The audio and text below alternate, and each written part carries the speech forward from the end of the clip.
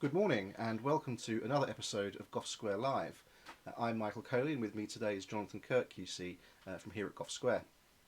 For today's episode we're going to be revisiting a topic which in fact was the topic we covered in the very first episode of Gough Square Live we did many months ago, but unfortunately we weren't able to upload it to our channel due to what we're going to call technical issues. However, that fact and the fact that it's a topic which seems to engender plenty of questions and debate made it to our mind something worth revisiting. And that topic is, of course, time limits. Time limits are an important issue in criminal prosecutions, and they're one of the most frustrating things to get wrong.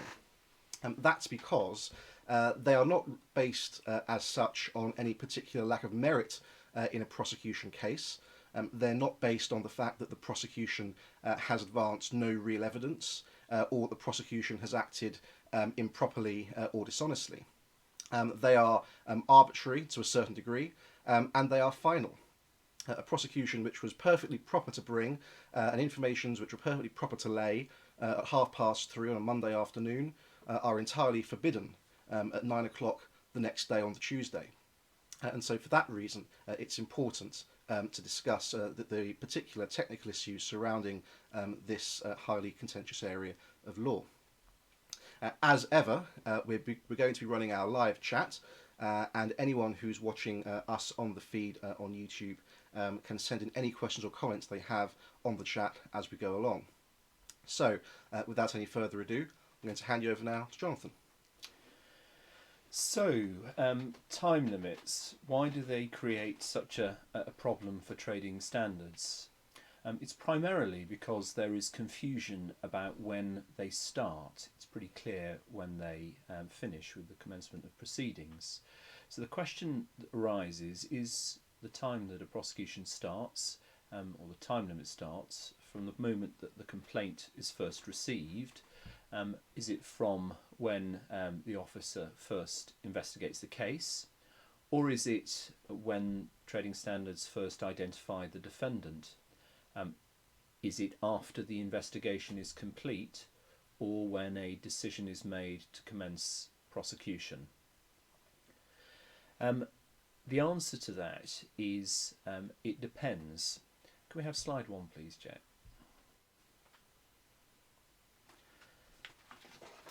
It's a highly problematic area. It's primarily a highly problematic area because there has been a misunderstanding that there are different time limits that apply to different statutory provisions. And we're going to go through the two main types in a moment.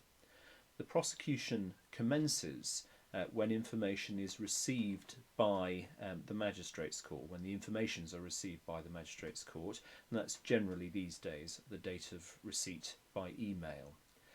The fundamental questions of who is the prosecutor, what do they need to know, and is a certificate absolute, really do depend upon the type of provision that we are concerned with.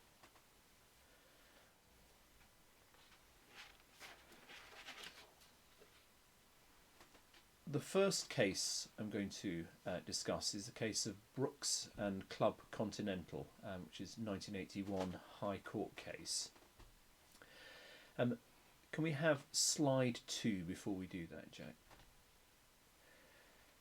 There are essentially two types of provisions that we are going to discuss. These represent most of the trading standards offences that are within the calendar of offences usually prosecuted. The first are discovery of the offence provisions, and these apply to most trading standards offences that are commonly prosecuted that have time limits. Section 19(1) of the Trade Descriptions Act was one such offence. Section 34 of the Food Safety Act, and now, perhaps importantly, Regulation 14(1) of the CPAT regulations, the Consumer Protection from Unfair Trading regulations of 2008. So back onto the live feed, if you don't mind. Brooks and Club Continental, that's where the story starts in relation to discovery provisions. That case involved a holiday brochure for the south of France which had a false statement that a particular hotel had a swimming pool. The customer was told that was not accurate before travelling, but nonetheless reported it to trading standards, and a prosecution under the Trade Descriptions Act of 1968 was undertaken for recklessly making a false statement about a service under section 14 of that act. That offence has now been repealed. The magistrates found that time ran from the time of the complaint to the trading standards officer, which meant that the charges were not brought within a year, and it was outside of the time limits, and so there was ultra vires. The High Court upheld that decision on the basis that all the facts material to found the relevant charge were disclosed to the appropriate officer. And so in analysing that, the complainant had rung up trading standards and identified correctly the defendant company, and that's an important point. But also, the complainant had told trading standards about the representation and the fact it was false. So at that point, generically, trading standards had everything they needed to know to determine that an offence had been committed.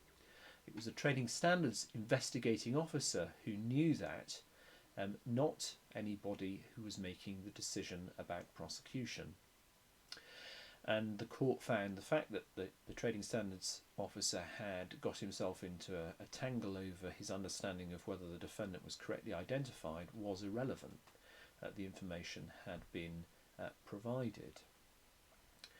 The next case in a trilogy of three cases is Tesco Stores and Harrow, and that case is perhaps the most important one in terms of how you analyse these types of provisions. That case was decided in 2003, again by the High Court, concerned the purchase of bread rolls with a wire embedded in them. The complainant telephoned Harrow local authority and spoke to an administrative assistant. That assistant left a note of the call for an environmental health officer, who later the same day called the complainant and was able to speak to his wife. He was out. She confirmed that her husband had bought a bread roll from Tesco with a wire in it. The offence under the Food Safety Act 1990 was out of time if it was discovered on that day. And it was argued by Harrow that it was only discovered later when the officer took possession of the contaminated bread rolls, or even later than that when an analyst's report was provided to say it was contaminated with the wire. The High Court in the Tesco case rejected that argument, and the rationale can be found at paragraph 9, page 9, paragraph 25.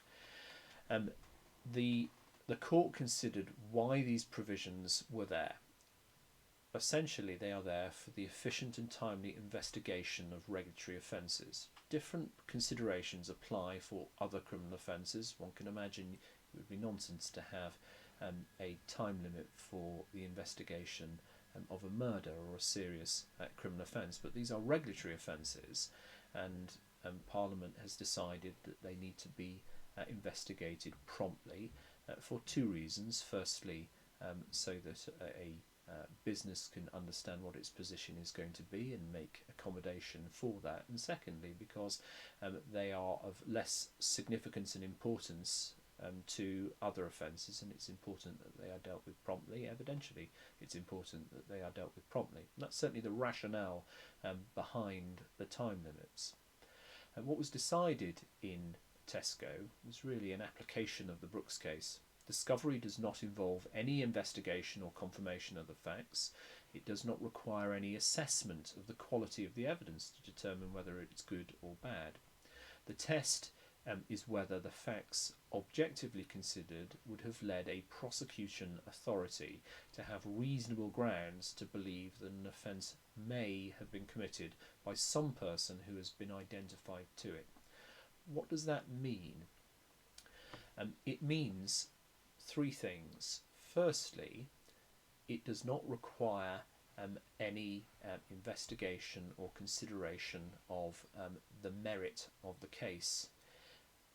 Discovery will take place when the officer who first finds out about the case has sufficient information to identify the defendant. That's critical. If you can't identify the defendant, then you have not discovered the offence, and the officer has the gist of the offence. So in the Tesco case, there was a wire in a bread roll. You knew the gist of the offence, and you also, the Trading Standards Department, Environmental Health Department rather, knew the identity of the defendant. That's sufficient. You don't have to determine at a later stage whether there is any due diligence defence or whether the offence is made out. So the time runs from an early stage. And that raises then the question of who needs to know that basic information. And that was to an extent dealt with in the case of the Crown and Donachie, which is in Cardiff Magistrates Court. Now some of you will have the handout that was sent to you in advance. This is at page 14. In that case, there were many issues raised, but the defendants were alleged to have clocked, i.e. reduced the odometer readings on cars and then sold these cars as taxis in the Cardiff area. Prosecutions were brought for the old offence of applying a false description under Section 11A of the Trade Descriptions Act. Section 19 of that Act has the discovery of time limit, discovery of offence time limit, which is the same provision that applies under the Consumer Protection for Unfair Trading Regulations, which replaces the Trade Descriptions Act provisions concerning misleading trade descriptions. It was argued by the prosecutor in that case that the offences were in time because the prosecutor was not the local authority but the person who laid the information. He had only discovered the offences when the evidence file was passed to him. A High Court robustly rejected that argument, found that the prosecutor for these types of offences was the local authority for the purposes of Section 19. It was not the person with the authority to bring the prosecution, or to decide that the prosecution should be brought. To hold otherwise would defeat the whole purpose of the legislation. Discovery occurred when its officials had knowledge sufficient to found a reasonable belief that an offence had been committed. Now that begs the question of what a local authority official, who a local authority official is that will start the time running.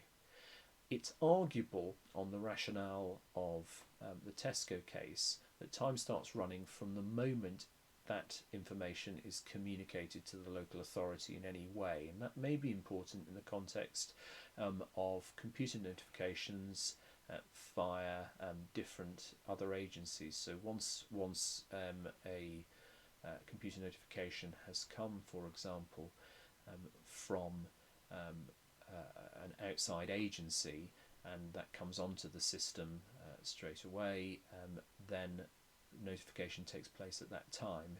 No case has determined that.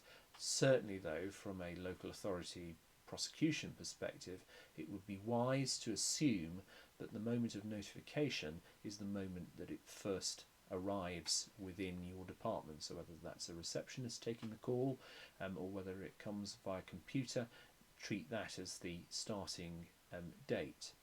For offence provisions that have the time limit, which is premised upon discovery. So that then brings us to our next slide,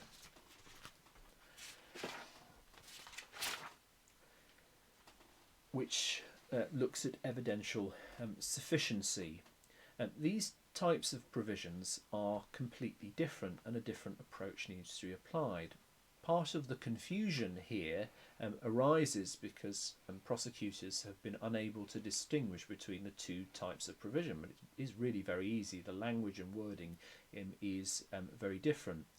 The primary evidential sufficiency provision that we need to consider arises in the Animal Welfare Act of 2006, section 31(1)b, and most of the case law concerning these type of provisions is found derives from a consideration by the High Court of that provision.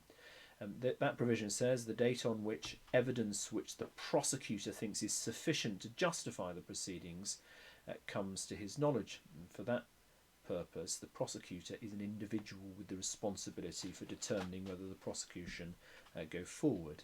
And it's been said in some of the cases that that shouldn't be an excuse to shuffle papers between departments. But let us consider the case of RSPCA and Johnson. And it may be that this is the case that causes the confusion. It was an RSPCA prosecution of a dentist alleged to have caused unnecessary suffering to a thoroughbred racing stallion called Hans Christian. The time limits argument arose under section 31 of the Act, which I've just referred you to.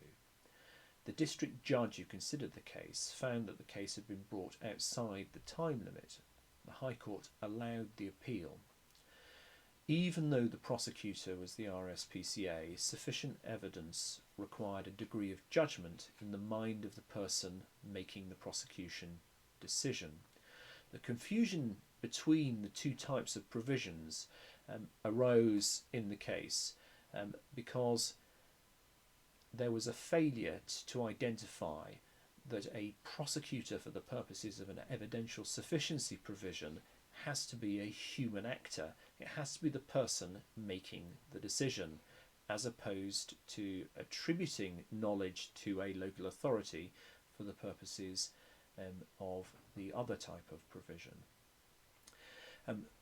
The key then to understanding that provision is to consider whether the individual who is charged with the responsibility of making the decision had sufficient evidence. Now that will always be a judgment call, and it will be very difficult to challenge that judgment call unless it is perverse. The challenge to these types of decisions are going to be difficult, will ordinarily have to be brought on public law principles, and in that situation, unless it is perverse, so that no reasonable prosecutor could have determined that it was evidentially sufficient, it's going to be very difficult to challenge. What that means in practical terms is that a decision in relation to an evidential sufficiency provision is one that is likely to can be taken some way down the line. It's not as strict, and secondly, it's going to be much more difficult to challenge than the black and white test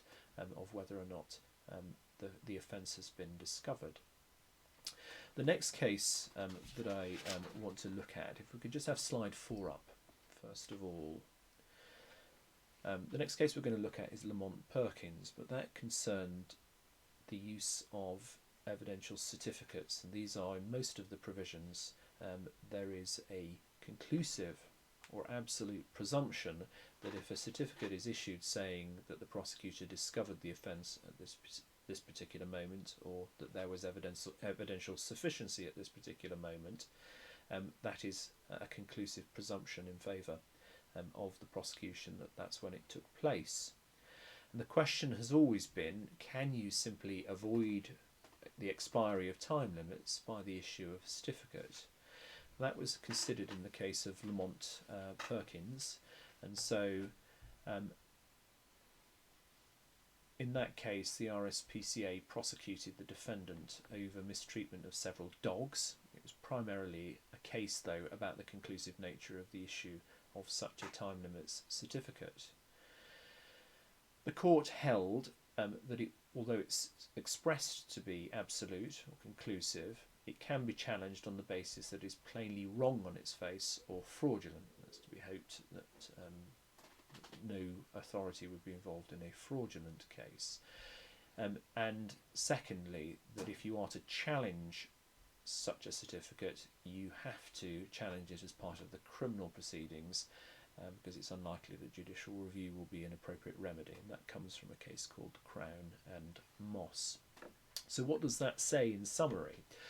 What it says is that certificates can and should be used. You should be very careful about using them to make sure that it is appropriate. You should never use them in circumstances where you're simply overcoming a failure to prosecute in time, but that there will be a presumption in favour if you issue a certificate, although it can be challenged. If there is to be challenged, then it shouldn't be by judicial review, it should be by way of a challenge as an abuse of process or an argument in the Magistrates' Court or Crown Court where the proceedings are taking place. The next case that I want to consider is Leatherbarrow and Warwickshire County Council, a case from 2015 in the High Court where Warwickshire investigated a farmer for not taking reasonable care of cattle and pigs, and there was again an issue over time limits under section 31 of the 2006 Act. In that case, they considered who the prosecutor was, and it was determined that the prosecutor was the individual with responsibility for deciding whether the prosecution should go forward. That's important because it may, depending upon the constitution of a trading standards local authority or local authority, be the head of trading standards. It may in fact be somebody in the legal department. It may be the chief executive, unlikely, but the reality is the person who has the legal authority to decide whether prosecutions can go forward is the person who is the prosecutor, but only for the purposes of these type of provisions, evidential sufficiency provisions. And if I've laboured that distinction between these type of provisions and discovery of the offence provisions, I do so deliberately because that is the primary confusion in cases of this kind. The final case is a case called Crown and Woodward, which is a recent case on 2017 concerning directors and slaughtermen of an abattoir which was investigated by the Food Standards Agency. It was a case that was then handed by the FSA to the Crown Prosecution Service for prosecution, and an issue arose under section 31 as to whether time ran from when the FSA investigation realised sufficient evidence or the CPS prosecutor.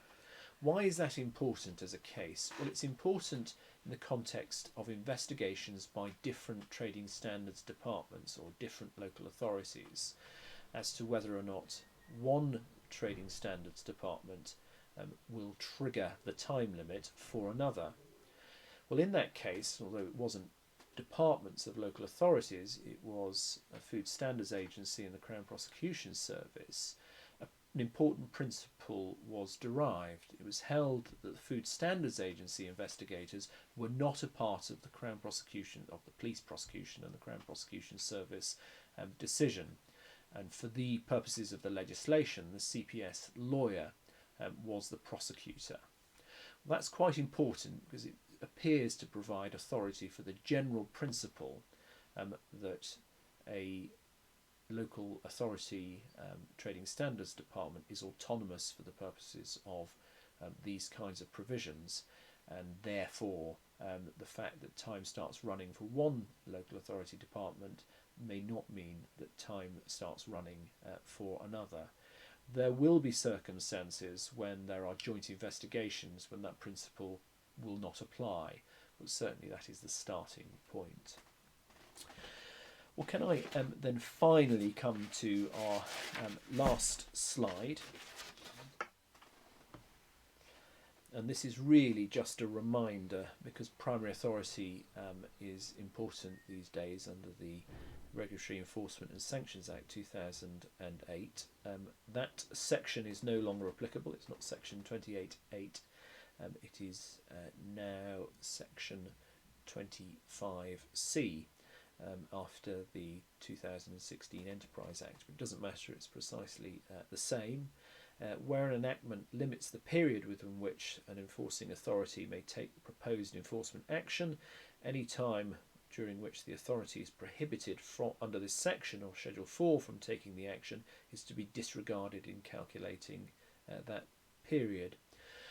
That's important because there will now be more challenges to decisions. If a primary authority for a defendant company, a regulated party, blocks prosecution or simply just takes the 5 working days that it is entitled to determine whether it will block, that period is to be discounted.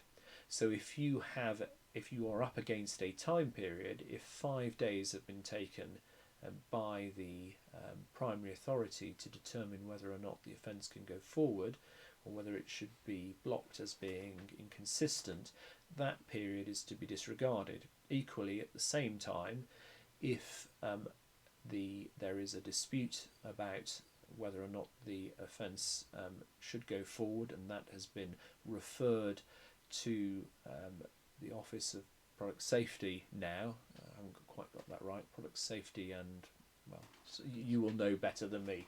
What used to be RDO, then RD, and previously BRDO. But the time period that they consider it will also be discounted from that period. OPPS. Anyway, we'll get there in the end.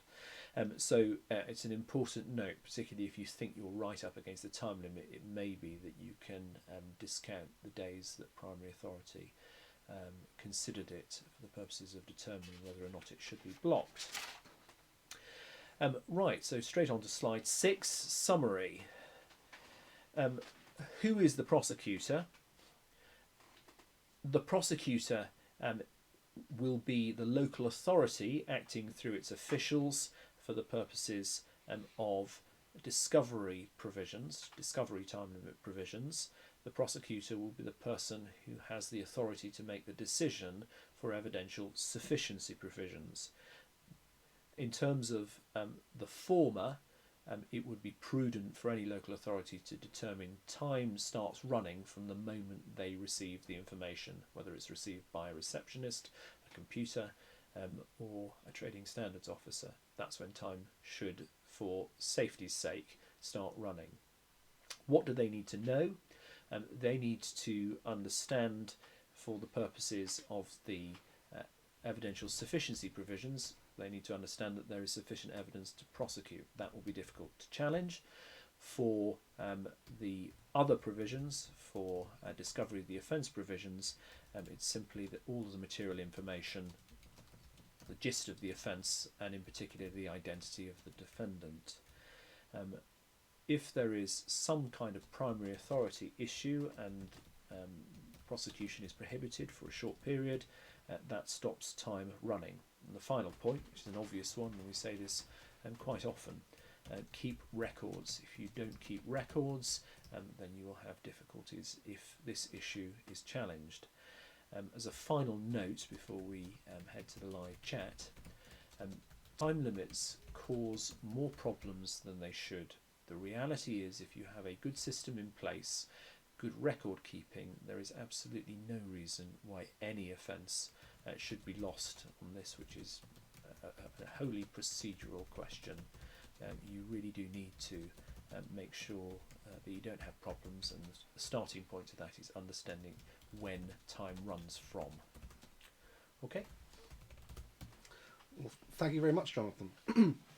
We have had a couple of questions, both by email in advance of today's broadcast and also on the live chat. The first one has come in from Kent, and what is asked is this.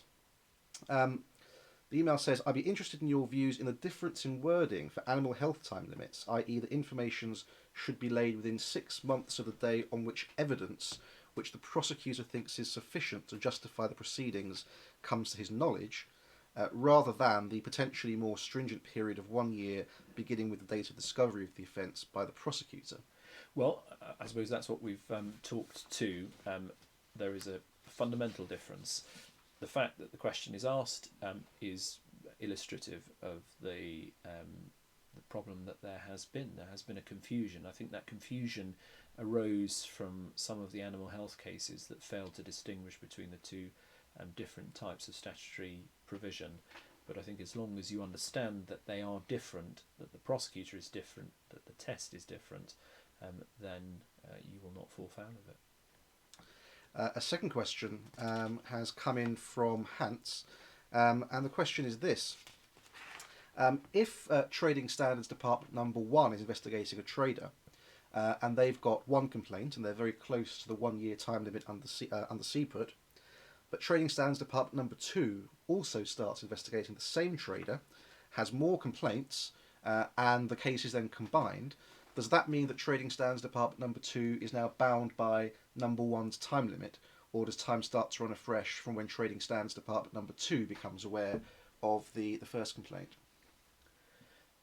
This question is has not been resolved by the courts, but the most recent case, the case of Woodward, suggests that each prosecutor has its own time limit.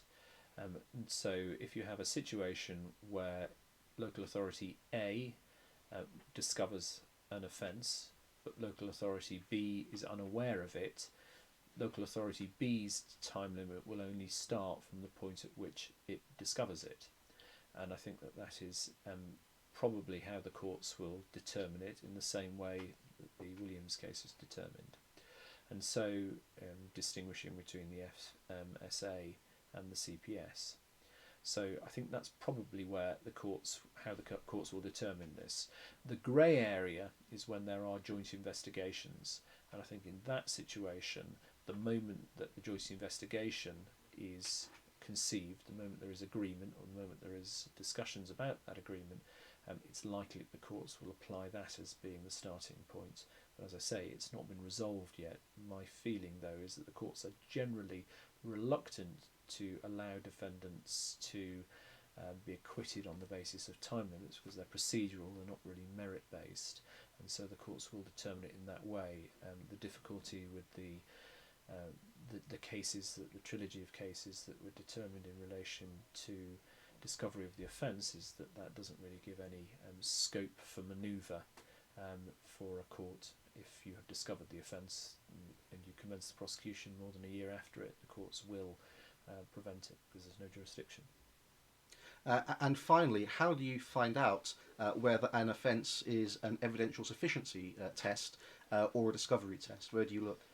You simply look at the offence provision. In most statutes, it's a statutory time period, and so it will be within the statute. Some offences simply don't have such a time period. For example, fraud under the 2006 Act does not have any such time period. Anything that is triable either way, often those general offences won't have time periods, but most of the offences that Trading Standards Departments prosecute, and in particular the big ones under the Consumer Protection for Unfair Trading regulations, do have such time periods. One way of looking at a statute is look at the offence creating provision, and then look at any and do a keyword search for commencement of proceedings or commencement of prosecution. Commencement, and that will help you find the provision if one exists. One other way you could achieve it is to buy an up-to-date copy of the Pink Book, Consumer and Trading Standards Law and Practice. There will be a new one out at the end for 2000 and of this year for 2019, and you can discover it from there. All proceeds to charity. And we've had one more come through on the live chat just this minute. For discovery provisions, would you be of the view that only when an investigating officer becomes aware of the gist and idea of the defendant, or would anyone in a Trading Standards Department be sufficient? That has not been resolved by the case law. There are three important cases. The first, the Brooks and Club Continental, in that case, it was the investigating officer.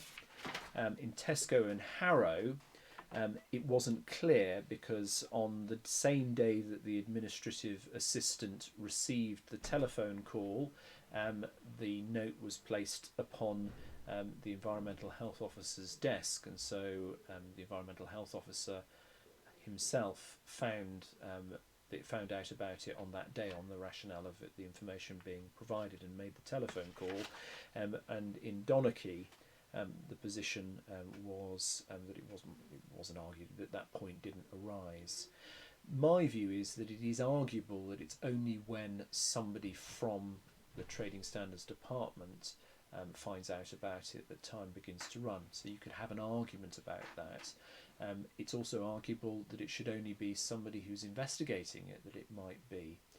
But that's not a safe basis on which to proceed. If you receive notification by a receptionist or by a computer, you should treat that as the day, because it hasn't been resolved by the courts, and you can avoid having to resolve this argument by just simply laying the information having regard to that date, rather than 7 days later or 10 days later when the right person who is going to investigate it finds out about it.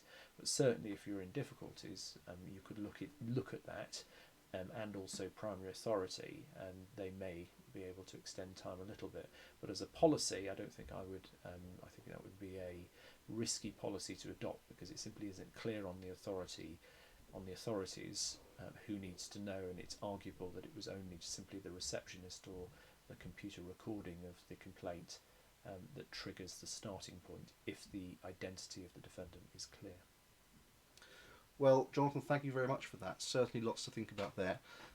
And we hope that that little canter through the case law has been of assistance in helping to clarify some of those particularly knotty issues that this area typically throws up.